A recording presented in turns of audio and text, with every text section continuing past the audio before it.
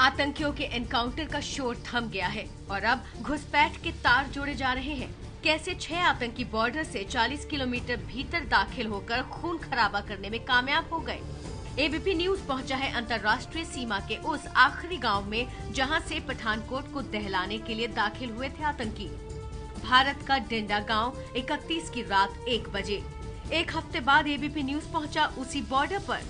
1 बजे का समय है और 7 तारीख। मैं इस वक्त मौजूद हूँ भारत पाकिस्तान की सीमा में डिंडा गांव के नजदीक। मेरे पीछे जो लाल लाइट्स आप देख रहे हैं, ये बीएसएफ की तरफ से जो कंटीली तार लगाई गई है भारत की तरफ से, वहां पर ये लाल लाइट्स लगी हुई हैं। और इसके बिल्कुल सामने शकरगढ़ इलाका आता है पाकिस्तान का, जहां से भारत सरकार ये कह रही है कि आतंकी बॉर्डर क्रॉस करके भारत में आए थे और उन्होंने पठानकोट के एयरबेस को अपना निशाना बनाया।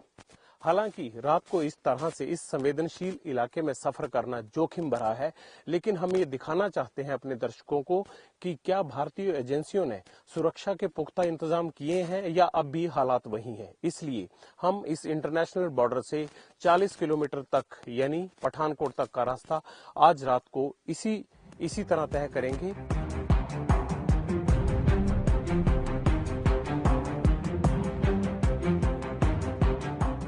बॉर्डर के आसपास दिख रही है नाकेबंदी। दरअसल घुसपैठ के बाद सवालों के घेरे में बीएसएफ ही है, क्योंकि 6 महीने में दूसरी बार आतंकियों ने पंजाब में घुसपैठ की है। पहले गुरदासपुर में हमला किया और अब पठानकोट में, इसीलिए सुरक्षा चाक चौबंद है। 2 मिनट के अंदर 1 किलोमीटर दूर ही बीएसएफ का पहला नाका मिला। डिंडा गांव से हमने अपना सफर शुरू किया है और लगभग 2 मिनट बाद यानी 1 किलोमीटर की दूरी तय हुई है और हम पहुंचे हैं जहां पहला बीएसएफ का नाका लगा हुआ है। मेरे पीछे जो जवान आप देख रहे हैं अंधेरे में खड़े हैं, ये चारों तरफ फैले हुए हैं और यहाँ बॉर्डर की तरफ से आने वाली हर गाड़ी चेक की जा रही है। तो ये पहला नाका आया है जो बीएसएफ का है। इसी तरह 2 किलोमीटर पर दूसरा और 3 किलोमीटर पर तीसरा नाका दिखा। बीएसएफ के जवान सुरक्षा में लगे हैं।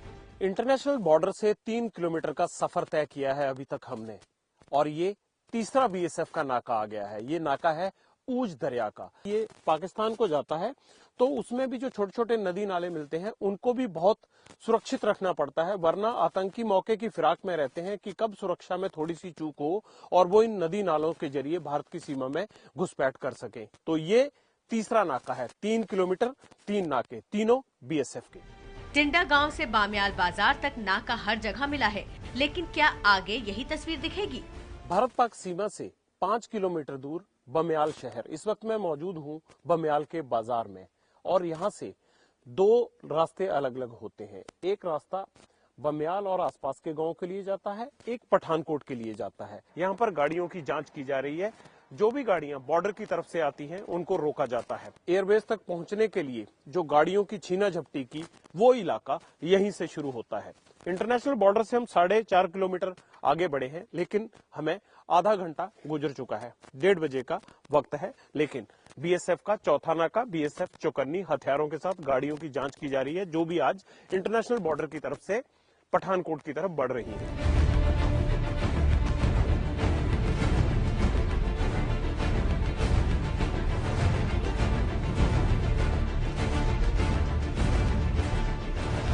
बमियाल सेक्टर में 6.25 किलोमीटर का रास्ता तय करने के बाद हम पहुंच गए हैं मंगवाल चौक में, और ये 5वां नाका है बीएसएफ का। आतंकवादियों ने जब 2 गाड़ियां छीनी, ये चौराहा उन दोनों ही घटनाओं से जुड़ा हुआ है। वो कैसे हम बताते हैं। ये रास्ता जाता है भगवाल गांव को। भगवाल गांव इकागर सिंह का गांव है। जो इनोवा गाड़ी पहले इकागर सिंह की छीनी गई, वो इधर इस सड़क से अपने गांव से आया था। दूसरा जो ये रास्ता आप मेरे पीछे देख रहे हैं, ये उस दरगाह की तरफ से आता है जिस दरगाह में माथा टेक कर एसपी आ रहे थे, सलविंदर सिंह आ रहे थे। इस रास्ते से वो आए और जो मेरे पीछे ये रास्ता जा रहा है, ये पठानकोट को जाता है। इस रास्ते से उन्होंने अपनी गाड़ी घुमाई और यहां से तकरीबन 2-3 किलोमीटर का फासला तय करने के बाद उन्हें आतंकी उस रास्ते पर मिले। हम आपको वो रास्ता भी दिखाएंगे। यहाँ तक तो सुरक्षा चाक चौबंद है, क्योंकि बीएसएफ मुस्तैद है, लेकिन आगे है वो जगह जहाँ 31 दिसंबर की देर रात पाकिस्तान से आए फिदाइन हमलावरों ने एसपी सलविंदर सिंह से कार छीनी थी। कौलिया मोड़। देखते हैं उस जगह पर सुरक्षा का क्या हाल है। रात के 1:40 होने वाले हैं और हम पहुंच गए हैं उसी जगह जहां पर 31 दिसंबर की रात को 11:30 से 12 बजे के बीच में एसपी सलविंदर सिंह की गाड़ी छीनी गई थी कौलिया मोड़। यही वो इलाका है, ये एक सेंसिटिव पॉइंट है। एक गांव बॉर्डर की तरफ से जो रास्ता आता है 8 से 10 किलोमीटर की दूरी पर होगा इंटरनेशनल बॉर्डर, जबकि ये बमियाल की तरफ से आता है। इस रास्ते पर सुरक्षा बीएसएफ ने लगा रखी है, जहां से हम आपको लेके आ रहे हैं। लेकिन ये पॉइंट जहां पर की गाड़ी छीनी गई थी एसपी की, इस वक्त मैं वहां खड़ा हूं। यहां फिलहाल सुरक्षा का किसी भी एजेंसी की तरफ से कोई इंतजाम नहीं है। यहीं पर गाड़ी छोड़कर गए थे इकागर सिंह की, जिस इनोवा को बुरी तरह से एक्सीडेंट के बाद टूटी फूटी हालत में यहीं पर छोड़ा गया था, और यहां से महिंद्रा एक्सयूवी जिसमें सफर कर रहे थे सलविंदर, उसको यहां से छीना गया था। लेकिन इस पॉइंट पर इस वक्त रात के तकरीबन 1:45 बजे कोई सुरक्षा नहीं है। कौलिया मोड़ पर सुरक्षा नहीं दिखी तो फिर क्या आगे का रास्ता ऐसे ही मिलेगा?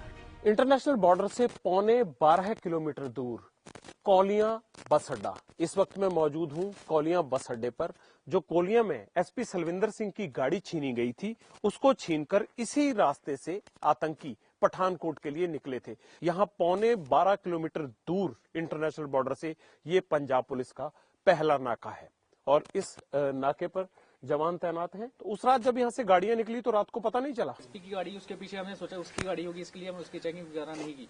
अच्छा, उसके पीछे कोई गाड़ी थी वैसे? नहीं, उसके पीछे तो नहीं। एसपी की गाड़ी आ रही है, ये खबर किसने दी थी? ये पिछले नाके वाले ने। पिछले नाके वालों ने, उधर वालों ने। उस दिन यहाँ एसपी की गाड़ी इसलिए चेक नहीं की गई क्योंकि ये समझा गया कि अपना अधिकारी आ रहा है, उसकी गाड़ी को चेक करने की जरूरत नहीं है। और यहीं पर हल्की चूक हुई और उस गाड़ी को चेक नहीं किया, और उसमें एसपी के साथ साथ आतंकी स्टीयरिंग संभाल चुके थे। अब आगे वो इलाका जहां इनोवा कार के ड्राइवर इकागर सिंह की हत्या की गई थी। रावी नदी का किनारा और वहां है पंजाब पुलिस का चेक पोस्ट। इंटरनेशनल बॉर्डर से 14 किलोमीटर का रास्ता तय करने के बाद हम पहुंचे हैं रावी नदी के पुल पर, यानी कथलौर नाके पर, और ये परमानेंट पुलिस का नाका है। इस जगह आज भी चेकिंग हो रही है। उस नाके पर उस दिन गाड़ी क्यों नहीं रोकी गई? चेंज हुए नवी हुई है, उदों तो सानू पता नहीं जी। अच्छा, आप नए लोग आए? नहीं लगे। ये पंजाब पुलिस का दूसरा नाका है, और अगर हम इंटरनेशनल बॉर्डर से बात करें तो 5 नाके पहले बीएसएफ के आए जो 5 किलोमीटर के दायरे में थे।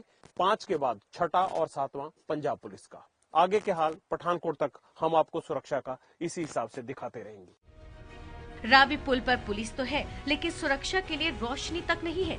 अब तक 14 किलोमीटर तक का सफर तय हुआ, लेकिन पठानकोट अभी दूर है। देखिए रावी नदी से पठानकोट तक का हाल।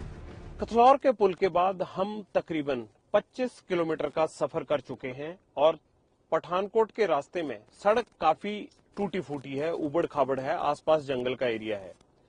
लेकिन कथलौर के पुल के बाद हमें कोई पुलिस नाका नहीं मिला, और आसपास जो वीराना है उसमें गाड़ी की स्पीड सड़क खराब होने के कारण आप 20-25 किलोमीटर प्रति घंटा की रफ्तार से ज्यादा नहीं चला सकते।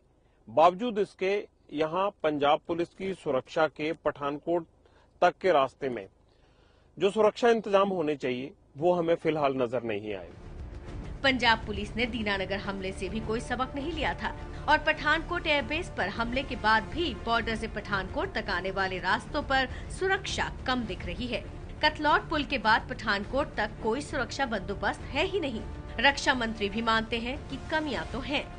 मुझे थोड़े गैप्स दिखते हैं, वो इन्वेस्टिगेशन करने के बाद समझ जाएंगे, लेकिन आई डोंट थिंक हम लोगों ने सिक्योरिटी पे कुछ कॉम्प्रोमाइज किया है।